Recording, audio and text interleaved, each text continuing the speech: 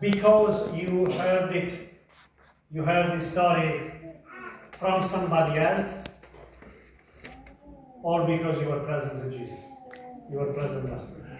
How did you come to have faith? From somebody, yes. From a school friend, I don't know, your parents, most likely, a catechist, probably a priest.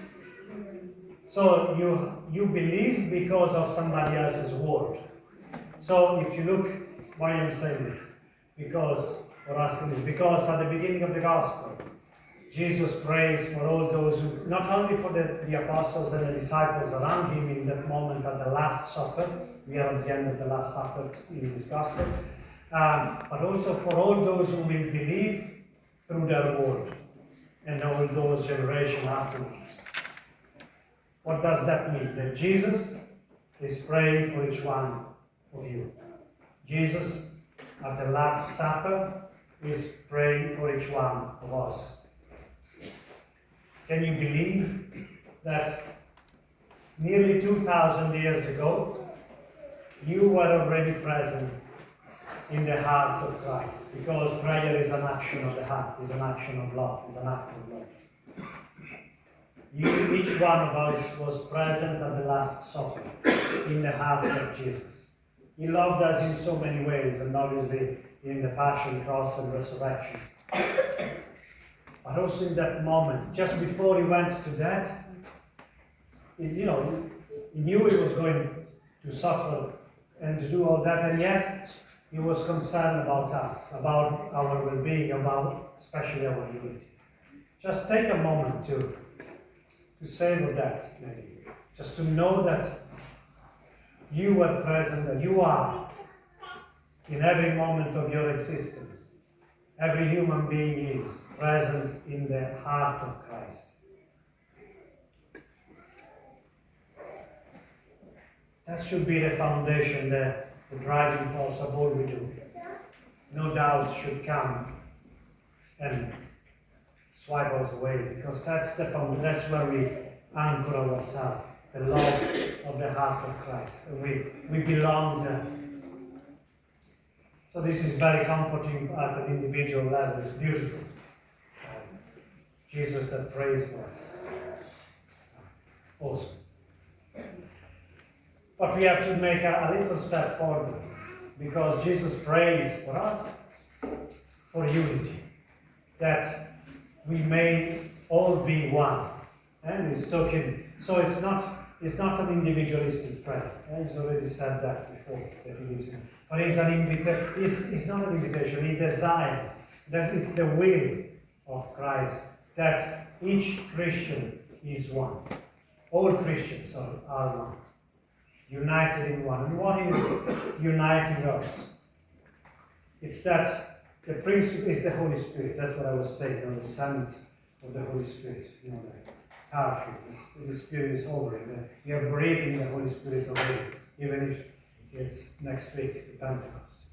Because Holy Spirit is always better. Whenever, that's the Holy Spirit is what makes us one. And what is present today is very hidden in the gospel today. Is disguised. Jesus says two words. Glory, not Father, the glory that you have given me, I have given them. The love that you have given me, I have given them. That's the Holy Spirit. God's love, God's glory. He shares that with us constantly.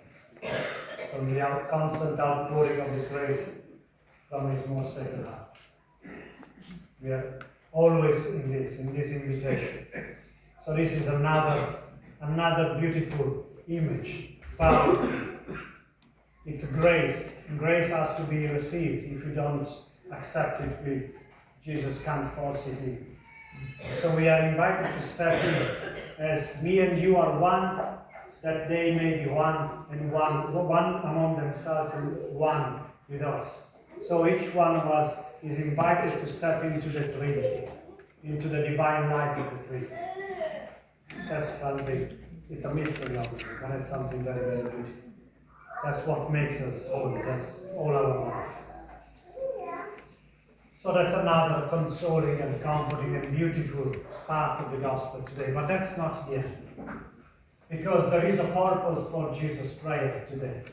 And what is the purpose? That is this unity that we should be through the power of the Holy Spirit. It should be our identity card for the world, so that everybody would come and believe in Jesus Christ being the Son of God. That they may all be one, so that the world might know that and believe that you have sent me. So it's not just for ourselves to stay close here in St. Martin's today, and then who cares about the rest of the world? No, in our way of living, in our way of how we are united in unity with one another. That's how the world should come to believe that there is something more with Jesus Christ than whatever else the world is offering. And there is, we know it.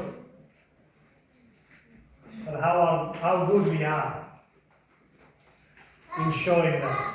The world wants to pull everybody apart today, divisions, we call it in politics, I forgot, anyway, polarization. We hear that all over the places. Even in England, our government here, they want to kick us out. Well, those who are immigrants, go back to your own country. In our own family, individualism, whatever I say is the truth, and I don't care what you think, I'll do all in my power to fulfill it, even if you suffer, and so on. And it's very, very easy to get drawn into that. That's not what we are meant to be about as Christians. And we have the power in the Holy Spirit that keeps us together. So, what can we do? My question is, what can we do to foster this unity?